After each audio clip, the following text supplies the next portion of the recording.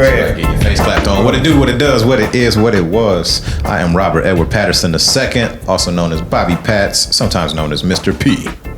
And I'm Adrian Black, and this is the Pass the Bag podcast. It's not enough just to get the bag. You gotta know how to keep that bag. If you want to secure the bag, you got to share the bag. Now, kindly pass the bag. Don't mind if I do, sir. Check it out, everybody. There are many different places you can find us. Really? Indeed, sir. Really? Patreon. At We Are MIVA. YouTube. We Are MIVA. Twitter. We Are MIVA. Facebook. We Are MIVA. Izzle Jizzle. We Are MIVA. We even have a voicemail number for y'all. Y'all want to call? Leave us some of that voicemail love. 313-338-8082. What's the number? 313-338-8082. A little echo action. Everybody, we want to thank y'all for tuning in with us and continuing to rock with us. You know what it is. This is our 10th, baby. 10. This is the Twinkling 10. The Twinkling 10. I like it. Yeah. Go ahead, wiggle your toes, wiggle your fingers. You know, all of those. Jazz fingers. This is the Twinkling 10, and we're going to kick it off a little something like this. We're not missing anything, no corrections or anything like that from last week. Just off the cuff. I think so. All right. I don't know. Yeah, fantastic. Listen, y'all. You know, all that's gold don't glitter, and all that's glitter don't shine. Heyo. We gotta talk about this bag of gold or bag of ish. Well, I'm gonna take my horse to the old town road. Where you taking it? Ride till I can't no more. You see, the brother Lil Nas X and the big homie Billy Ray Cyrus have managed to get close to being, what is it? A record-breaking hit. A Billboard record-breaking hit. Now, everybody knows this song. Right. 16 weeks at number one. 16 weeks at number one, which has them tied for the longest number one slot for a collaboration. Yeah, with Despacito. Despacito. All right. So, you know, shout out to all the primos out there. Shout out to all the Canadians, you know. This type of situation is interesting because if they make it to 17 weeks, making it to 17 weeks will have happened in spite of certain people in Billboard, the country folks, or whoever the country committee is, not even wanting to acknowledge this song as a country song. So the question is it a country song? Is it a country song or is it not a country song? It's a country song. Number one, why is it a country song? Because it opens up with banjo. Like the first instrument that you hear on the track is a banjo. Now, according to the definition, the Wikipedia definition of what a country song is, it's music that normally has string instruments like banjo, like acoustic guitar, like dobro, southern instruments, stuff like that. All right. Shout out to Wikipedia. So, is it a country song? Of course, it's a country song. If it's a country song, why is it? Why in April when the song debuted? I'm not sure about now, but they didn't want to put it on the country charts for Billboard. You know why they didn't want to put it on the country charts? I don't know. I'm asking the question. I mean, I could, you know. We at the point right now in the United States of American society, all right, where, and almost in the whole world, all right, where things are very divisive. Okay. And you have to pick a side. Okay. You know, and I'm not saying that, you know, people that look like one thing on one side and people that look like another thing on another side. All right. But when it comes to country music, you know, that's not a space that has been common for people that look like you or I. So we got Darius Magruder. Was that his name? Darius Rucker? Darius Rucker. Yeah. I don't know where I got Magruder from. That's Aaron Magruder. That's right. Okay, so we got Darius Rucker, the brother from Hootie and the Blowfish, who did the crossover country thing. We got who was it? Big and Rich. Big and Rich had a big black singing cowboy or something like that on the track. I can't remember the brother's name. Don't give me the line. But yeah, I noticed these guys, Big and Rich, and they collaborate with a brother. My question then becomes, how do we regard Billboard as an institution? An authority, a lack of an authority. I mean, why can't Old Town Road be acknowledged as a country song right out the gate? Right. Here it is. I mean, the man is talking about he's talking about his country boots. He's talking about Wrangler. He's talking about riding bulls. He got the bases covered. I mean, he got the bases covered. Everything except for his dog dying. It can't get everything more except for his wife that. leaving him. It can't get more country than this song. I mean, the fact that the young man who the song belongs to is a person formerly known as Black, and it has trap drums on it. Okay. And that one of the young lady who co-wrote the song is also a person formerly known as Black, who wrote Billy Ray Cyrus's verse. Oh wow! And so I feel like because there's so many people in this track that are formerly known as Black, they want to discredit it, but you can't discredit it at this point because it's, what do we say, 16 weeks? 16 weeks on the Billboard pop charts. So even though they didn't want to let it onto the country charts back in April, I'm not sure, maybe it's there now or not, but all I know is that 16 weeks, about to be 17 weeks, about to be a record-breaking 17 weeks, and then we still have to ask that question, is this a country song when we got banjo, we got horses, we got pretty much all the country elements. Black. Hey. Horses man. Whoa. Black. Riding on a horse. You can whip your Porsche. I've been in a valley. Yeah, we just had that moment here on Pass the Bad Podcast. Right? That's a fantastic. That's a country song. IG, I hope y'all got that. That's a country song. Yeah, I hope y'all got that. What do you think? Tell us, IG. Let us know. Hit us up on We Are MIVA on Twitter, on IG, and let us know whether you think country. So what bag would you put this in? Is this a bag of gold situation, or is that a bag of ish situation? The song is a bag of gold, but the situation from Billboard is a bag of ish. Which brings us to our follow up question: is to what degree? We'll come back to the other question, but to what degree is Billboard still an authority in music? Because now you got, you know, sources that's putting out so much music, well, that share the music. I think of like iTunes. Absolutely. And I think Spotify. Absolutely. And I think of Last FM and all these different sources when it comes to like how you listen to music. Tidal, shouts to Jay.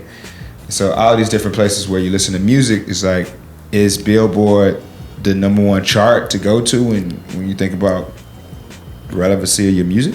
You know, I love that question. To what degree is Billboard still an authority in music? And how are you going to be an authority in music when you don't want to change with the times? Right. And it's not just about the technology. We're talking about multiple layers of changing with the times. So, okay, Billy Ray Cyrus, who wrote my mother's favorite country song, you know, Achy Breaky Heart. So I was a kid listening to that. So for me, it's no big deal to have Lil Nas X kicking this out because, you know, I knew Achy Breaky Heart when I was a kid, dancing around. Down damn heart. Yeah, most definitely. Achy Breaky Heart. Most definitely. I know how to two-step. You know, I've been in the country club. I understand the boo scoop boogie and all that.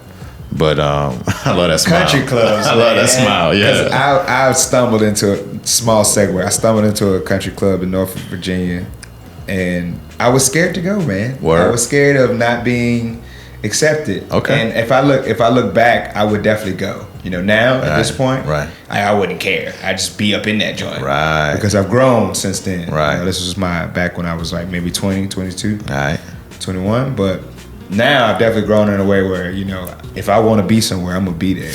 You know? Hey, y'all, check it out. Country club or Irish pub? Y'all let us know. I know I'm rolling with country club on this one. It depends on the day. No, I'm serious. Normal. If it's during the week, I'm going Irish pub. Okay. But if it's the weekend, I'm going country club. I got you. Right? Because the Irish pub get lit. Too lit on the weekends. People be in there stumbling and fumbling. Woza. Stumbling and fumbling. Check this out, y'all. We're going to talk about stumbling and fumbling. That's a good segue into our next bag. Oh, man. The scumbag. The scumbag. You know, scumbags are everywhere. It just so happens that some scumbags are in places that are a little bit more dangerous than others.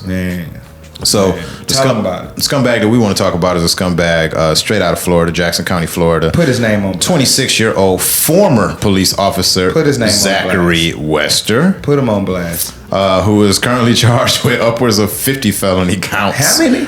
Upwards of 50, ranging from racketeering to perjury, and this is stemming from a year-long investigation whereby which they saw that Mr. Wester was planting repeatedly during traffic stops, planting drugs on drivers. So for everybody who doesn't know what planting is, could you please explain to them? Framing. He's framing people. He's pulling people over who don't have any dope, asking them to search their car, betraying their trust because they agree, right? Because they know that they're clean, right. And then he comes back with a spoon, with a crack pipe, with a bag of dope, and right. And I watched the videos and went as far as to say, and this is a direct quote, "Honesty is gonna go a long way with me," end quote. Oh my God.